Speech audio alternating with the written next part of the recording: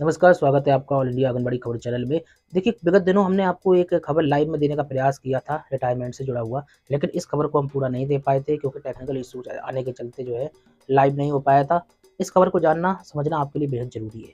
क्यों? क्योंकि ये मामला रिटायरमेंट का है और आज से आपको याद होना चाहिए कुछ महीने पहले जो है एक मुद्दा ग्रेच्युटी को लेकर कोर्ट गया था सुप्रीम कोर्ट में, तो वहाँ पर आपको बता दें जीत मिली थी। अब एक ऐसा ही मुद्दा जो है गया है फिर से रिटायरमेंट को लेकर।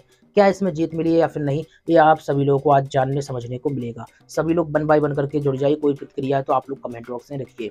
कमेंट बॉक्स में बताइए कि रिटायरमेंट की आयु सीमा कितनी होना चाहिए, इसके बारे में आप जो है कमेंट बॉक्स में एज लिख सकते हैं। फिलहाल खबर जान लेते हैं। दरअसल ये मामला सुप्रीम कोर्ट का था। सुप्रीम कोर्ट ने हाल ही में त्रिपुरा हाई कोर्ट के एक फैसले को रद्द किया है। यानी कि त्रिपुरा हाई कोर्ट ने जो फैसला किया था वो अच्छा था, लेकिन सुप्रीम कोर्ट ने इसको रद्द कर दिया, जिसमें आपको बता दें राज्य सरकार को जो है आंगनबाड़ी कार्यकर्ताओं की सेवानिवृत्त की आयु 60 से बढ़ाकर 65 वर्ष करने के निर्देश दिए गए थे। यानी कि कहीं न कहीं त्रिपुरा हाई कोर्ट ने जो फैसला किया था वो आंगनबाड़ी कर्मियों के हितार्थ था।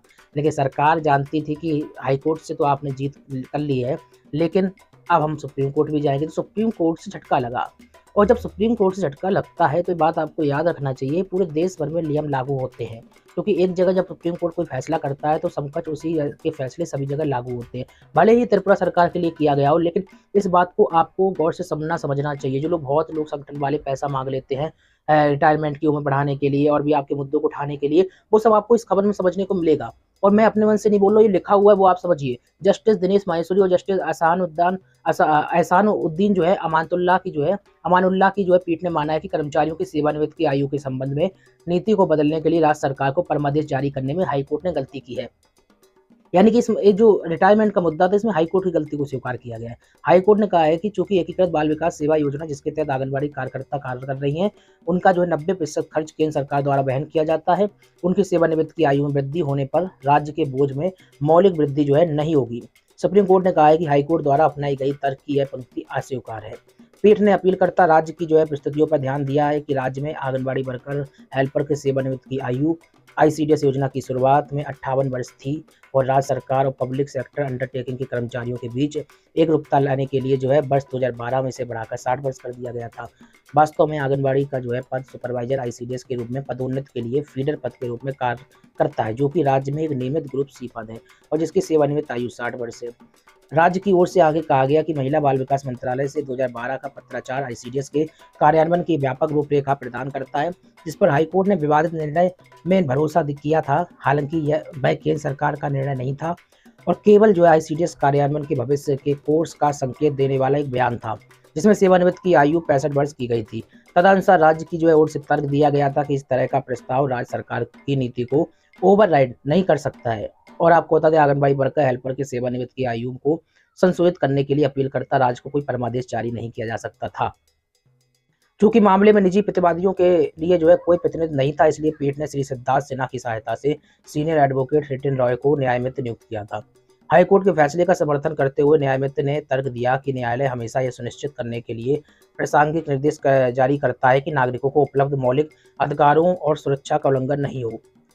और इसी के साथ ही यहाँ पर जान लीजिए, बताया गया है कि कई राज्यों में आंगनबाड़ी कार्यकर्ताओं की सेवानिवृत्त की आयु 65 वर्ष थी और इस बात पर जोर दिया कि रोजगार में समानता एक उचित अपेक्षा है। अब इन शॉर्ट हम जान लेते हैं, देखिए इसमें क्या लिखा हुआ है।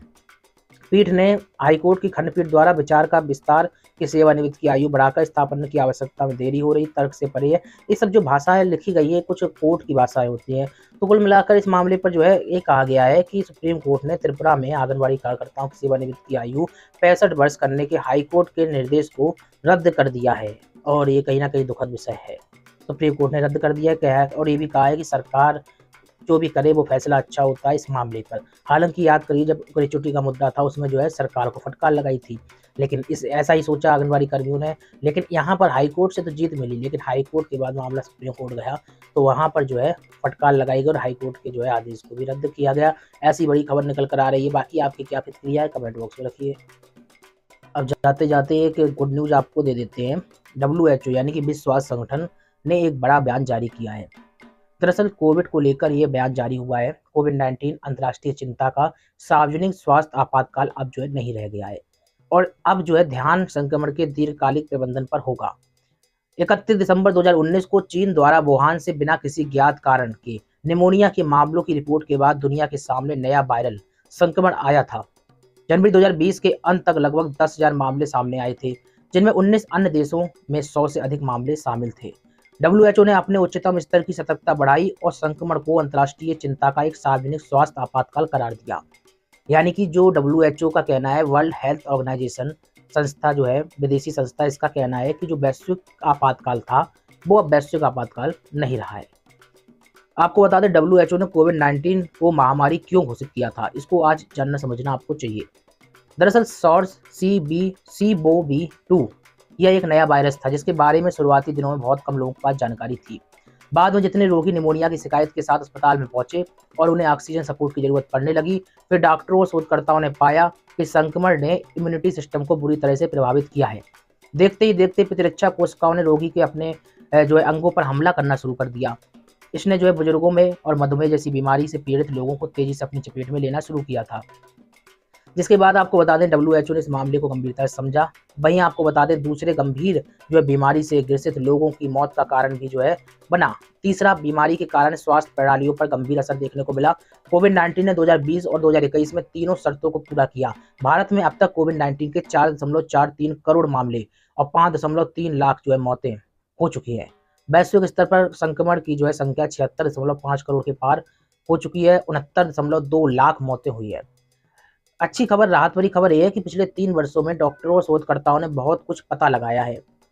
आपको बता दें संचरण के तरीके जिन्हें गंभीर बीमारी और मृत्यु का सबसे ज़्यादा खतरा है। बेहतर, सस्ता और पॉइंट ऑफ केयर डायग्नोस्टिक एक उपचार प्रोटोकॉल जो काम करता है।